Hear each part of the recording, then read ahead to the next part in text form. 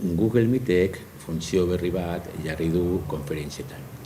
Sortuko dut bilera bat, harin egingo dut, hemendik bertatik, Gmailetik eta sartuko naiz.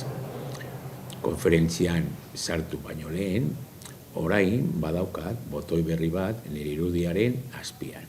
Egiaztatu audio eta bideoa. Sakatzen badut gainean, ikusiko dut erabiltzen ari naizen mikrofonoa, bozgorailua eta kamera, guztiak daude gaituta eta ondo, egingo dut hemen aukeratu dut beste bat baldin badaukat, beste mikrofonoren bat edo beste kameraren bat. Egingo diot hurrengoa, eta orduan, esaten dit grabatuko duela esatitxo bat, esango diot hasi, eta grabatzen ari da, suposatzen da grabaketa bat egiten ari dela, momentu batean gero ziurtatzeko. Bale, esan zerbait, esaten du orain hasi da grabaketa egiten, denbea bada pizka bat astiro joan da, eta orain amaitzen duenean, utziko dit frogatzen.